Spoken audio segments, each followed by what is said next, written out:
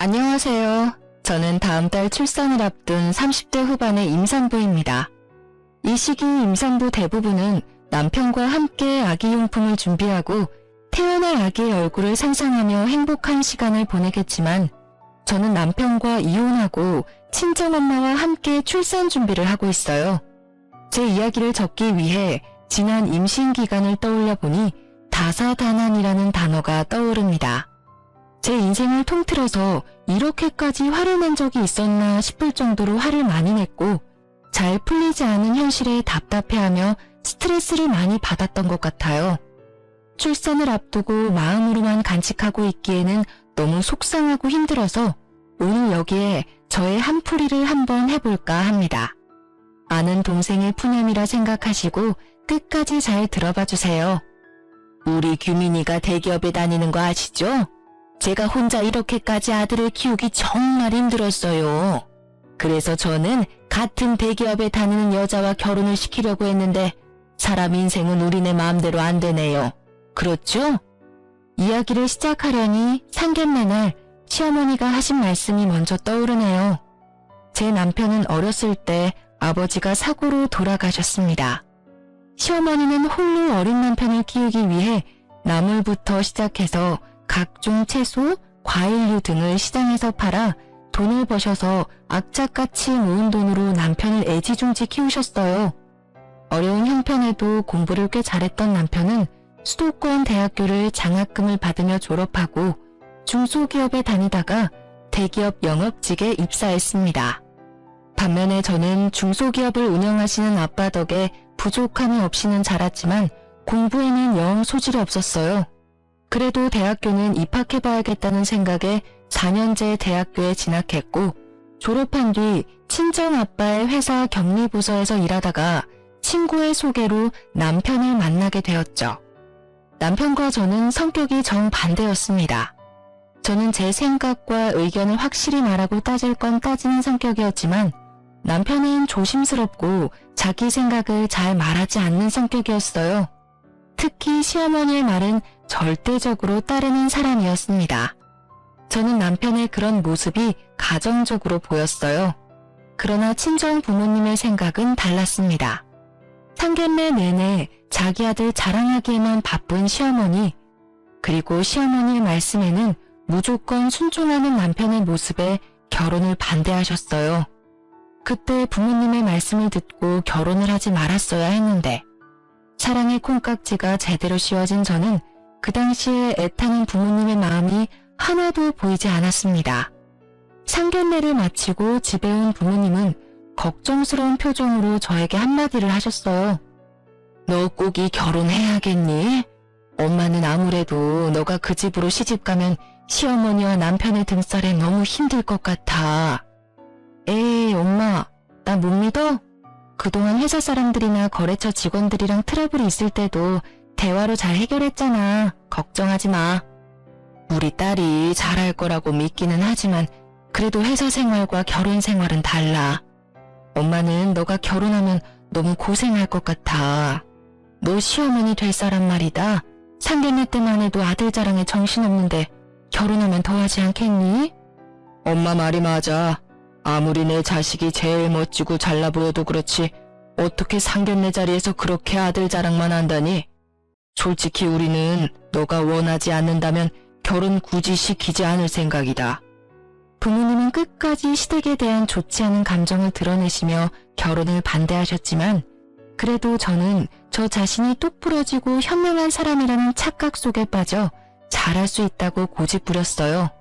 결국 부모님은 마지못해 우리의 결혼을 허락하셨습니다. 이렇게 우여곡절 끝에 결혼식을 마치고 2주가 지난 주말이었어요. 남편은 회사에 밀린 일이 많다며 출근을 했고 저는 그날따라 너무 피곤해서 낮잠을 자고 있었습니다. 한참 단잠을 자는데 누군가가 문을 두드려서 나가보니 시어머니가 오셨더라고요. 진화야, 너는 남의 돈 벌어먹는 것이 얼마나 힘든 일인 줄 아니? 너는 그동안 너네 아빠 회사에서 마음 편하게 생활했겠지만 우리 규민이는 아니란다. 오늘만 해도 너는 주말이라고 낮잠을 자지만 우리 아들은 회사에 출근해서 돈 벌고 있잖아. 얼마나 힘들겠니? 그러니까 네가 규민이 아침밥도 잘 챙겨주고 내조도 잘 해주고 해라. 아침밥이요? 규민이 아침에는 소화 잘 안 된다고 뭐 안 먹던데요. 규민이가 뭐니 규민이가. 너가 규민이랑 동갑이라고 해도 어른들 앞에서는 규민이가 아니라 여보나 당신이라는 호칭을 붙이고 존댓말을 써라. 이제 가장인 남편한테 반말이 가당키나 하니? 규민이는 너한테 존댓말 안 쓰더라도 너는 가장인 남편에게 당연히 존댓말을 써야지. 그리고 나는 규민이의 아침을 챙겨주지 않았지만 너는 규민이가 밥을 먹든 안 먹든 무조건 아침밥 챙겨. 넌 규민이 마누라잖아. 시어머니는 자신도 챙겨주지 않은 아침밥을 제게 챙기라고 상하였습니다. 게다가 동갑인 남편에게 존댓말을 쓰라니 그저 황당했어요. 무슨 동갑끼리 존댓말을 써요. 서로 쓰는 것도 아니고 저만 일방적으로 남편에게요? 그리고 어머니도 챙겨주시지 않았던 남편 아침밥을 제가 왜 챙겨야 해요? 만약에 제가 일하지 않고 남편이 앞으로 아침을 먹겠다면 모르겠지만요. 저도 회사에 출근해야 하고 남편도 먹지 않은 아침밥을 제가 왜 해야 하는지 저는 이해가 안 가요. 어머 얘 좀 봐라. 너 지금 나한테 말 대꾸하는 거야? 생각을 해봐라. 우리 아들은 대기업에서 일하고 너는 구멍가게 같은 회사에서 일하고 있잖아. 거기서 돈 벌어봤자 뭘 얼마나 번다고 우리 아들 아침밥도 못 챙겨주니? 그리고 요새 같은 어려운 시기에 대기업에 입사해서 긴 시간 잘 버티는 게 어디 쉬운 줄 알아? 그니까 우리 아들이 앞으로 스트레스 받지 않고 회사 일만 잘할 수 있도록 고분고분하게 내줘야란 말이다. 시어머니의 말처럼 요새 같은 어려운 시기에는 대기업에 입사하기도 어렵고 어찌어찌 입사했다 쳐도 잘리지 않고 무사히 다니기가 쉽지 않다는 것은 잘 알고 있습니다.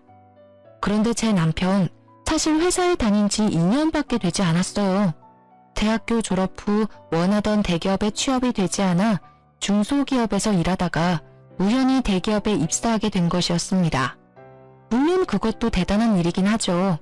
하지만 고작 2년 다녀놓고 엄청나게 오래 다닌 것처럼 떵떵거리며 말씀하시는데 기가 막혔습니다. 누가 들으면 어머니 아들 10년 일한 줄 알겠어요. 2년밖에 일 안 했으면서. 그리고 제가 한마디 더 하자면요. 저희 아빠 회사 구멍가게 아니에요. 물론 대기업만큼 크지는 않지만 그래도 이렇게 무시당할 만큼 작은 회사는 아니라고요. 뭐라고? 시어미한테 이게 무슨 말버릇이니? 지금이 조선시대였으면 말이다. 대기업에 다니는 우리 아들은 양반이고 구멍가게 같은 너네 아빠 회사에 다니는 너는 노비, 종이었다 이거사. 양반집에서 노비 같은 너를 받아줬으면 그냥 가만히 하라는 대로 할 것이지 어디 눈을 부라리고 시애미한테 말대꾸야? 어머니가 저희 친정 구멍가게 수준이라고 무시하시니까 그러죠. 그리고 지금 시대가 어느 시대인데 직장에 따라 사람을 평가하고 나눈답니까? 밖에서 그런 이야기하고 다니시면 사람들이 어머니 욕해요. 그러니까 절대 앞으로 그런 식으로 이야기하지 마세요. 아무리 시대가 변해도 보이지 않는 사회에 계급이 있는 거야. 알겠니? 이래서 같은 대기업에 다니는 참한 처자를 며느리로 삼았어야 했는데 저거는 애가 고분고분하지도 않고 그런다고 우리 아들이랑 급이 맞게 대기업에 다니는 것도 아니고 어쩜 애가 어른한테 단 한마디도 지지를 않아? 저는 시어머니의 발언에 황당하고 기가 막혔습니다. 21세기의 대기업, 중소기업 운운하며 사람을 양반, 노비로 급을 나누는 게 말이 되나요? 그리고 솔직히 대기업이라고 해서 무조건 복지나 근무 환경이 좋은 것도 아니고 중소기업이라고 해도 급여나 복지가 좋은 회사들도 많이 있지 않습니까? 게다가 아빠의 회사는 중소기업이지만 대기업 못지않게 월급도 많이 주고 복지도 좋기로 소문난 회사였어요. 이런 아빠의 회사를 구멍가게라고 하며 무시를 하니 저도 가만히 있을 수가 없었습니다. 저는 제 성격상 시어머니께 마음에 없는 소리 하기도 싫었고 그저 저의 솔직한 생각을 말한 것뿐인데 시어머니는 제게 크게 화를 내셨습니다. 시어머니는 저같이 할 말 다 하는 며느리가 잘못되었다고 생각할 수도 있겠지만 솔직히 21세기의 회사에 따라 양반, 노비 등으로 계급을 나누고 사돈이 운영하는 회사를 구멍가게라고 하며 비하하는 것이 더 잘못된 것 아닌가요? 하지만 시어머니는 본인의 언행에 문제가 있음을 전혀 생각하지 않고 오히려 제게 화만 잔뜩 내다가 집에 가셨습니다. 그리고 그날 저녁 남편이 퇴근했는데 시어머니께 모든 상황을 들었는지 화가 잔뜩 나 있더라고요. 우리 엄마한테 다 들었어. 그냥 엄마한테 곱게 말하면 어디가 덧나냐? 넌 어쩜 그렇게 매사에 하나하나 다 따지려고 들어? 어머니가 나한테 무슨 말씀을 어떻게 하셨는지는 알고 그딴 식으로 말하는 거야? 다짜고짜 화부터 내기 전에 상황 파악 먼저 하지 그래? 대충 들었어. 우리 엄마가 너가 우리 집안 사람이 되었으니 기강 잡으려고 조금 뭐라고 하신 것 같은데 그냥 알겠다고 하면 되는 거 아니야? 기강? 야, 우리 부모님이 언제 너한테 기강 잡는답시고 막말한 적 있냐? 그리고 어머니가 나한테 무슨 말씀을 하셨는지 알아? 우리 아빠 회사가 구멍가게란다. 솔직히 내가 다니는 회사처럼 대기업은 아니잖아. 그리고 우리 엄마가 옛날에 시장에서 일하셔서 말이 원래 거칠어. 그거 모르고 결혼한 것도 아니면서 왜 그래? 그래, 네가 다니는 그 잘난 회사에 비해선 규모가 작으니까 우리 아빠 회사가 구멍가게 수준인 건 그렇다 치자. 그런데 어디 그뿐인 줄 아니? 대기업에 다니는 너는 양반이고 중소기업에 다니는 나는 노비란다. 내가 노비라는 소리를 들으면서도 참고 있었어야 해? 우리 엄마가 그런 말을 했다고? 그건 못 들었는데. 아무튼 엄마가 말은 거칠어도 마음은 여린 분이니까 너도 욱하지 말고 그냥 그러려니 하고 살아. 너는 그게 가능해도 나는 절대 그렇게 못해. 내가 어머니한테 말하지 못할 게 뭐야? 넌 그래도 며느리잖아. 그냥 어른인 우리 엄마한테 좀 지고 살면 안 돼? 적당히 한 귀로 듣고 한 귀로는 흘리면서 살면 안 되냐고. 야, 내가 너랑 결혼하면서 너네 집 힘들다고 해서 이 집도 해오고 결혼식 비용이나 혼수도 다 반반으로 했는데 노비라는 소리나 들으면 무시당하면서 살아야 해? 난 그렇게는 못 살아. 솔직히 저희 부모님은 시댁에 기죽어 살지 말라는 의미에서 신혼집을 마련해 주셨습니다. 그것도 남편 회사가 서울에 있으니 남편 회사 근처로 마련해 주셨죠. 반면에 시댁은 남편이 대기업에 다녀도 경제적으로 넉넉하지 않다는 이유로 아무것도 해주시지 않았어요. 그러면서 도리만 강요하는 시어머니한테 화를 내는 저를 남편은 이해하지 못했습니다. 우리는 합의점 따위는 없는 평행선 같은 싸움을 했고 그 뒤로 남들은 깨를 볶는다는 신혼임에도 불구하고 남남처럼 아무 말도 하지 않고 지냈어요. 그렇게 일주일이 지났습니다. 한동안 냉전 상태였던 남편이 제게 할 말이 있는지 쭈뼛쭈뼛 다가오더라고요. 다음 주 주말에 약속 잡지 마. 사실 엄마가 이모들이랑 개모임에서 1년에 한 번씩 펜션 잡아서 1박 2일로 놀러가. 이번에는 우리 쪽에서 준비해야 하는 차례라서 다음 주로 펜션 예약해놨어. 너도 같이 가야 해. 그럼 다음 주에 시이모님들 모시고 1박 2일 여행을 가야 한다고? 그런 걸 너 혼자 일방적으로 정하면 어떡해? 내가 말을 하려고 해도 너가 화가 잔뜩 나 있는데 어떻게 말을 거냐? 뭐 어찌됐든 지금 말하잖아. 그리고 이미 펜션 예약도 다 해서 너는 그냥 다음 주에 이모들이랑 같이 여행이나 가면 되는데 뭘 걱정이야.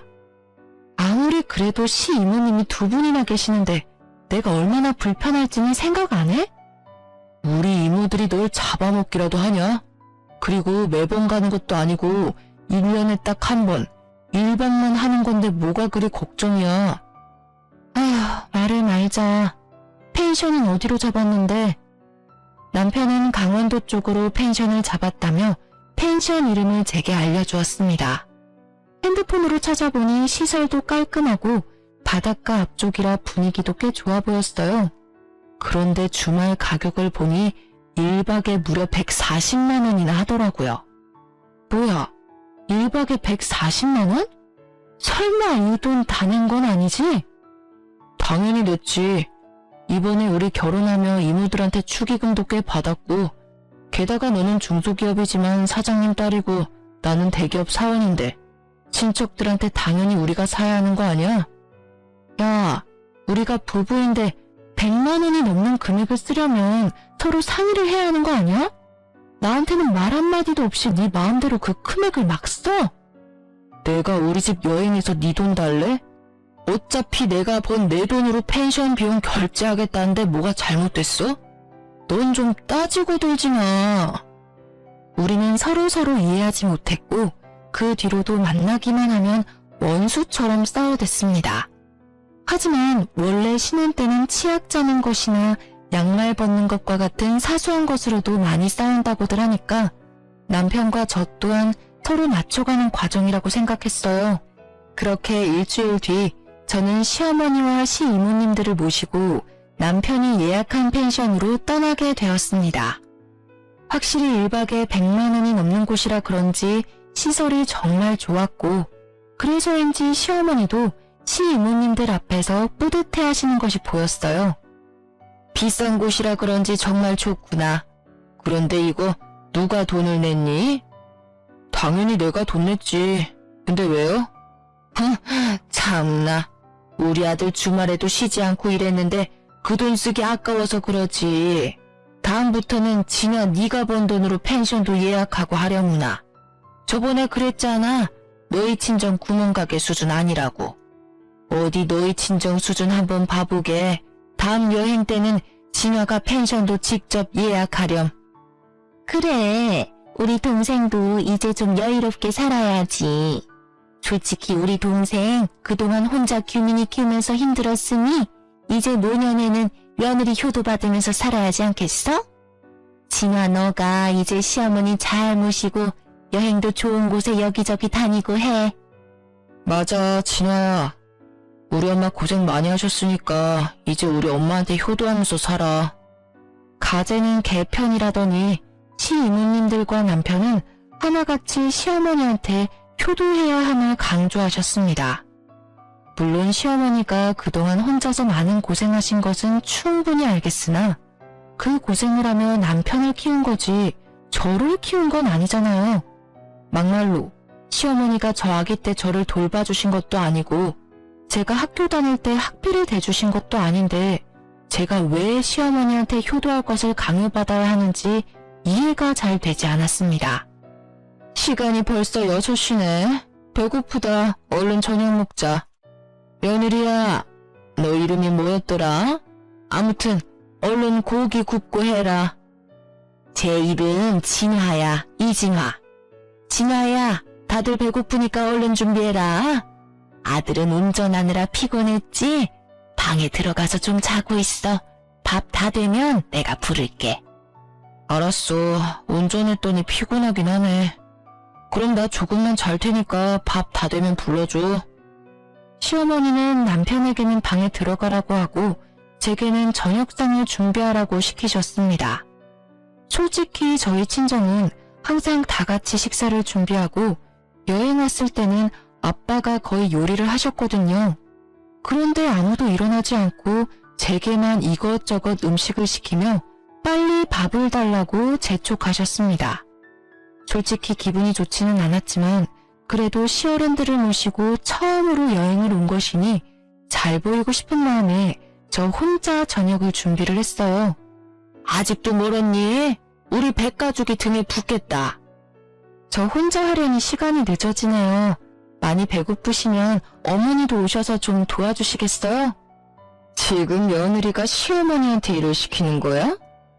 요새 참 세상이 편해졌나 보네. 나는 젊을 때 시어머니 말에 찍소리도 못했는데.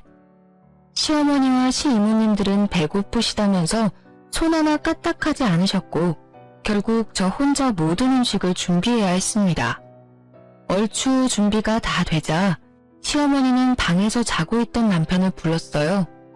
저는 제가 모든 준비를 했으니 남편이 고기를 구워줄 것이라는 생각에 남편에게 집게와 가위를 건넸습니다.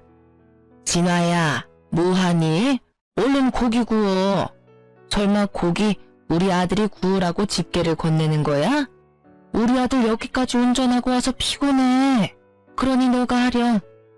시어머니는 당연하다는 듯 저에게 고기 굽기를 시키셨고 분위기상 어쩔 수 없이 제가 불판 앞에 서게 되었습니다. 고기를 굽는데 제게 그 누구 하나 쌈을 싸주거나 고기 한 점 먹어보라고 말하지 않더라고요. 남편이라는 작자 역시 자기 입으로 고기 넣고 술 먹기 바빠 저는 보이지 않는 듯 했습니다. 애미야, 고기가 다 떨어져 가는데 고기 아직 멀었니? 얘가 왜 손이 느리니? 그리고 상추도 다 떨어졌으니 좀 씻어오느라. 쌈장도 없다. 쌈장도 덮어와. 오는 길에 소주도 부탁해. 그 자리에 있는 모두는 저를 여기서 일하는 직원 정도로 생각하는 것 같았고, 순간 저는 여기서 이런 사람들을 위해 왜 고기를 굽고 있어야 하는지 모르겠더라고요. 너무 화가 난 저는 집게를 내려놓고 그들에게로 다가갔습니다. 저는 직원이나 도우미로 온 것이 아니에요. 왜 저만 고기를 굽고 잔심부름을 해야 하죠? 제가 일한다고 일당을 받는 것도 아닌데요. 장규민, 너 고기 먹을 만큼 먹었으니까 이제 네가 직접 해.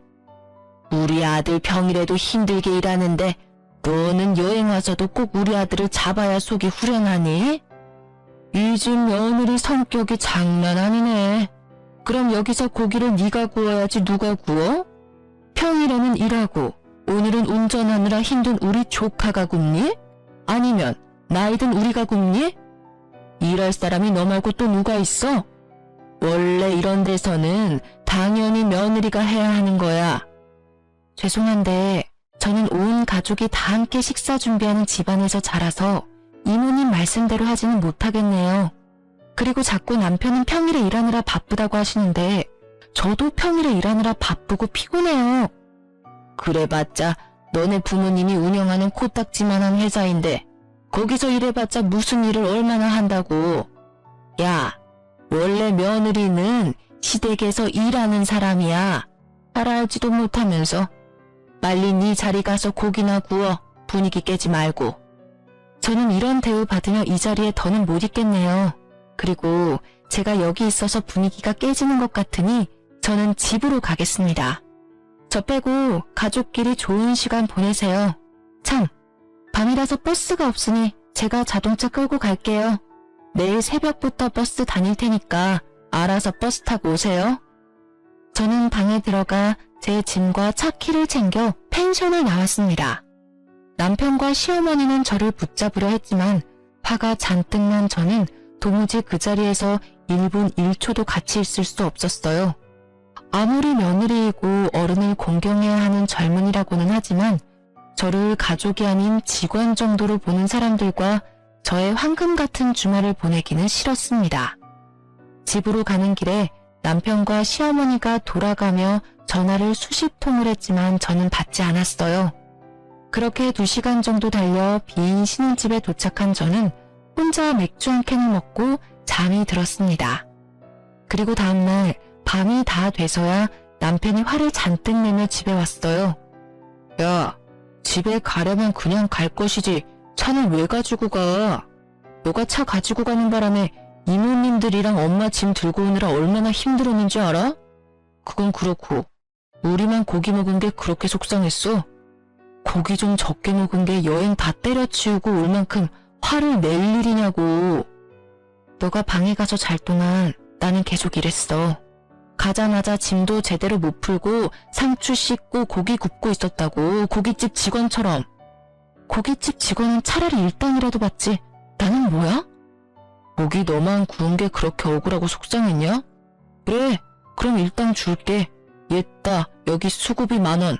됐지? 남편은 제 앞에 10,000원짜리 집 한 장을 던지고는 큰 방으로 들어가 버렸고 그날 밤 남편은 나오지 않았습니다. 혼자 거실에 앉아있는데 제 생각은 눈꼽만큼도 없는 남편과 같이 살아야 할지 말아야 할지 고민이 되더라고요. 솔직히 이혼녀가 되기는 싫은데 또 이렇게 살기는 더더욱 싫었던 저는 밤새 고민 끝에 어렵게 이혼을 결심했습니다. 그날 저녁 저는 퇴근하고 온 남편에게 이혼 서류를 내밀고 친정으로 향했어요. 부모님께 그동안 있었던 일들을 다 이야기하니 그런 막대먹은 시댁과는 아기 생기기 전에 빨리 정리하는 게 낫다고 하시며 저를 위로해 주셨습니다. 그런데 문제가 생겼어요.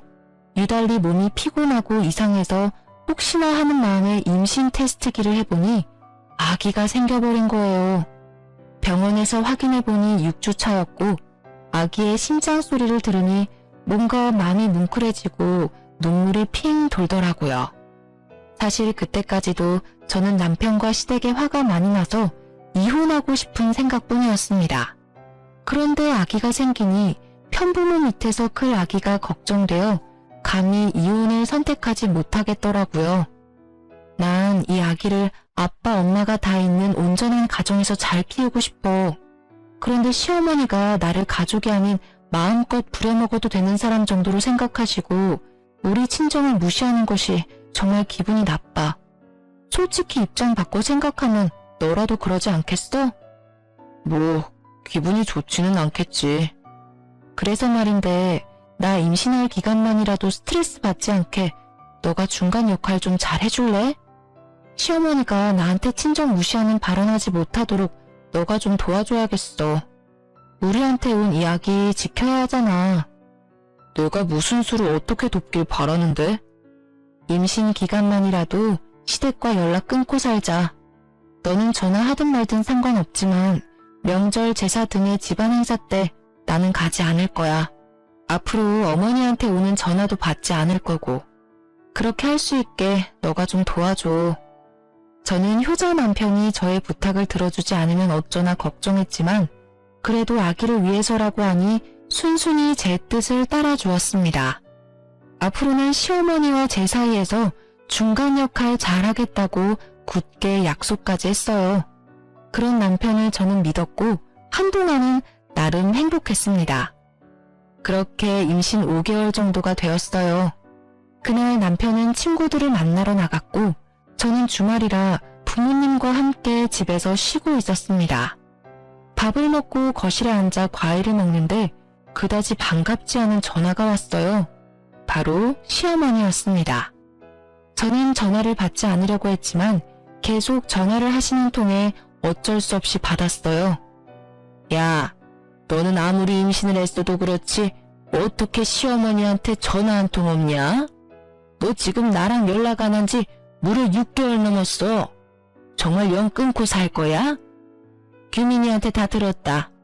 너가 임신 기간에 나랑 연락 끊고 싶다고 했다길래 화가 많이 났어. 어디서 며느리가 시어미한테 연을 끊자는 이야기를 해? 하지만 그래도 너가 유산할 수도 있는 임신 초기니까 그냥 참았어. 그런데 이제 어느 정도 안전 게 아니니? 그럼 알아서 죄송합니다 하고 연락을 해야지. 화가 난 시어머니의 목소리가 어찌나 큰지 스피커폰으로 하지 않아도 옆에 계시던 부모님께 똑똑히 잘 들릴 정도였습니다. 이어서 시어머니는 저에게 하지 말아야 할 소리를 하시기 시작하셨어요. 야, 네 뱃속의 자식 딸이야 아들이야? 딸이면 굳이 필요 없으니까 지워버리고 아들이면 출산해라. 알겠니? 요새는 아기 지우면 불법이에요. 어떻게 그런 소리를 아무렇지도 않게 하세요? 너는 꼭 내가 한마디 하면 100마디는 하려고 하더라. 그냥 좀 시어미 말에 토달지 말고 내 할 수는 없는 거야? 그리고 요새 젊은 사람들 아기 낳고 지 부모한테 자기 아기를 맡긴다더라. 나는 절대 그렇게 못하니까 애기는 네가 회사를 때려치우든지 해서 네가 직접 봐. 어린이집도 보내지 말고 네가 직접 보라고. 알겠어? 안 그래도 저 어머니한테 제 아기 부탁할 생각 전혀 없었어요. 그러니 걱정하지 마세요. 뚫린 입이라고 말은 잘도 짓거리는구나. 시어머니는 저에게 막말하시기 시작하셨고 옆에서 듣고만 있던 아빠는 속이 상하시고 화가 많이 나셨는지 제 전화를 빼앗아 가셨습니다. 사돈, 지금 임신한 아이한테 이게 뭐하는 짓입니까? 이러니 우리 딸이 시댁과 연을 끊자는 이야기를 하지. 딸이면 지워버리라고요? 어떻게 사람이 그런 말을 한답니까? 정말 무식하군요. 이봐요. 지금 말 다 했어요? 뭐? 무식? 그럼 당신의 딸내미는 임신했다고 시어미랑 연락 끊고 살자는 게 잘하는 짓이에요? 솔직히 사돈이 진화에게 해준 것이 뭐가 있습니까? 결혼한다고 지불해준 것도 아니고 그 흔한 반지 하나 해준 것도 아니잖아요. 그저 부려먹으려고만 하면서 막말이나 일삼는데 그게 무슨 시어머니야? 게다가 아직 태어나지도 않은 아기 절대 보지 못한다고 말하는 게 맞다고 생각합니까? 네, 그쪽 말대로 우리 아기 절대로 사돈에게 맡기지 않을 겁니다. 그리고 진화 스트레스 받아서 우리 집 손주 잘못되면 안 되니 제가 진화 돌봐야겠네요. 지금 사는 애들 집 팔고 우리 집 근처로 옮길 거니까 그런 줄 알아요. 뭐라고요? 어디서 지금 결혼한 여자가 친정이랑 가깝게 지내? 거기 경기도잖아. 나는 서울인데 그럼 우리 아들 어떻게 봐? 절대 그건 안 돼. 안 된다고 하면 어쩔 건데요. 그 집 내가 산 집입니다. 집 주인인 내가 집을 팔겠다는데 그쪽이 아기 태어나면 아기 봐줄 것도 아니잖아요. 그러면서 왜 애들 이사를 못하게 해? 거기로 가면 서울에 있는 우리 아들은 출퇴근을 어떻게 하라고요? 옷 좀 자기 딸만 생각하고 내 아들은 자식도 아닌가요? 이봐요. 사위도 자식이야. 나야말로 하고 싶은 소리네요. 이봐요. 며느리도 자식이에요. 세상에 임신한 자식한테 소리 빽빽 지르는 어미가 어디에 있답니까? 아무튼 그렇게 알고 전화 끊습니다. 사실 아빠 회사는 경기도 쪽이고 남편의 회사는 서울이었기에 아빠가 신혼집 구해주실 때 남편의 회사와 가까운 곳으로 일부러 구해주셨습니다. 그런데 시댁에서 이런 식으로 나오니 아빠는 더는 멀리 둬서는 안 될 것 같다며 우리에게 경기도로 이사오라고 하셨어요. 솔직히 처음에는 홧김에 하시는 말씀인 줄 알았습니다. 그런데 한 달 뒤 친정집 근처에 꽤 괜찮은 신혼집을 구해주셨고 결국 우리는 남편 회사에서 2시간 30분이나 걸리는 곳으로 이사를 하게 되었습니다.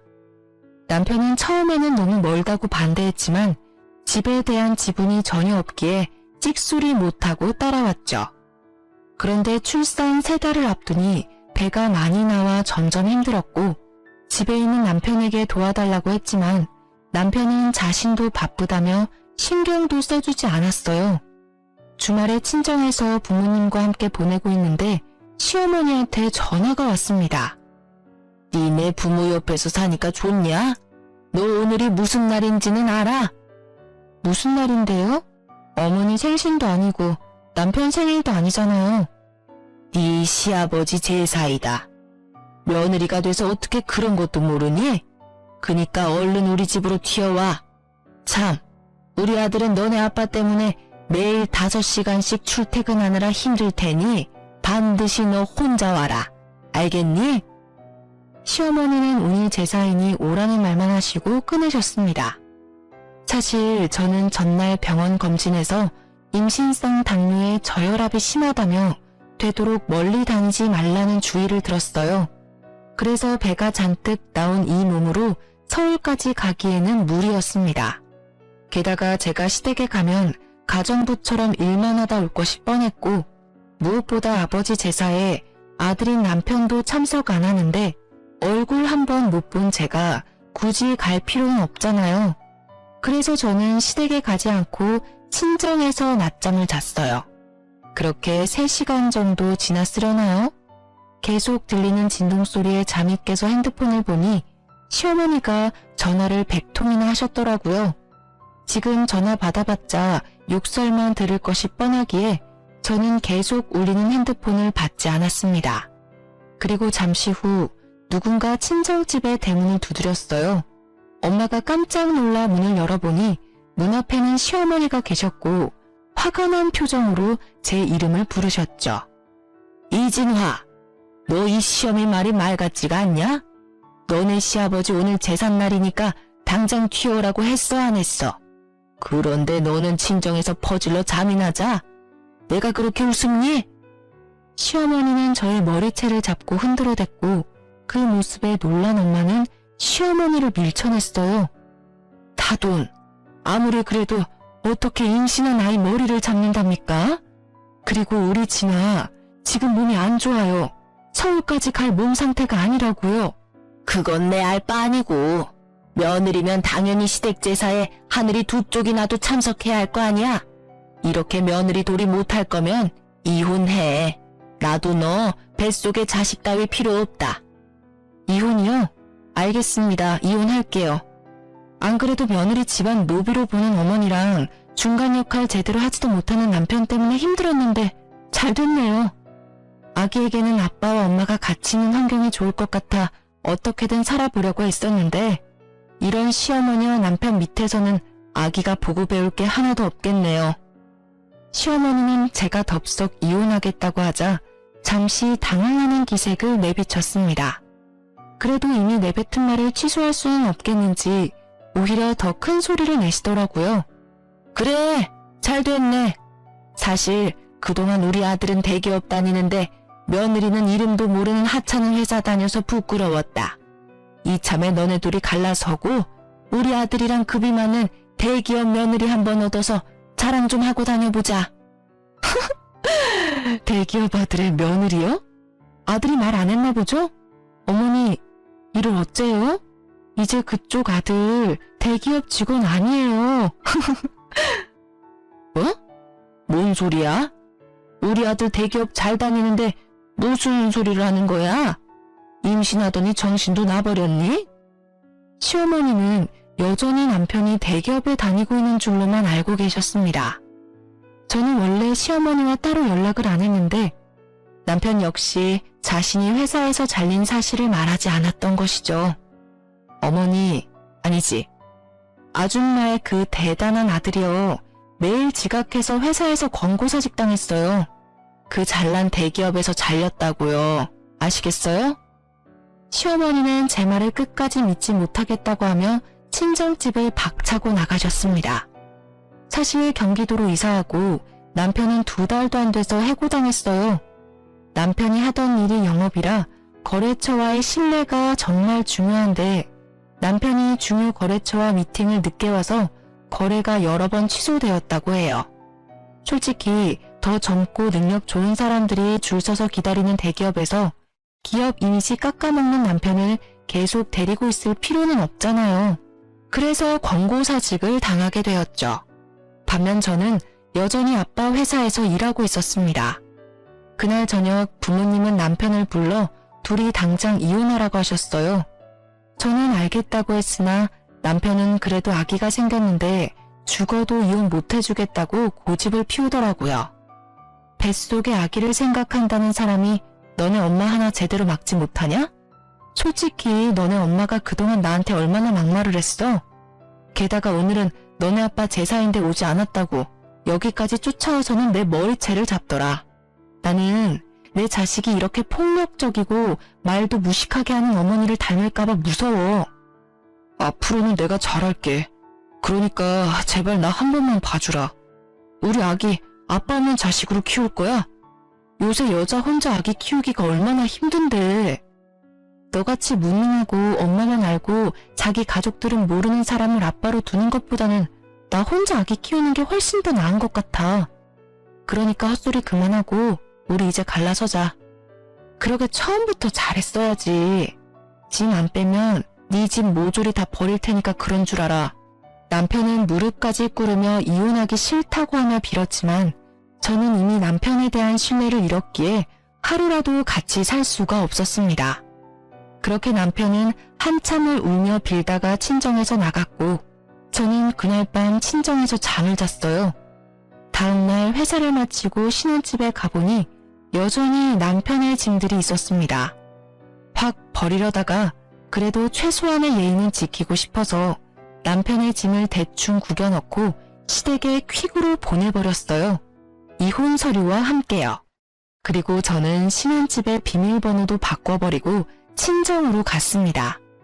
그렇게 3시간 정도 뒤 시어머니한테 전화가 왔어요. 아가야, 그동안 내가 정말 미안했다. 이 늙은이가 정신줄을 놨나 보다. 정말 미안해. 그러니까 그만 화 풀고 우리 아들 좀 받아주면 안 될까? 내가 손주도 잘 돌봐주고 이제는 너에게 막말도 하지 않을게. 정말 너를 내 딸로 여기며 평생을 받들며 살게. 그러니까 한 번만 화 좀 풀어주렴. 이미 신뢰도 잃고 같이 살 이유도 없는데 제가 왜 그래야 하죠? 저는 아줌마와 아줌마 아들과 더는 대화할 이유도 가치도 없습니다. 말 길어져봤자 피차 좋지 않을 테니 전화 끊을게요.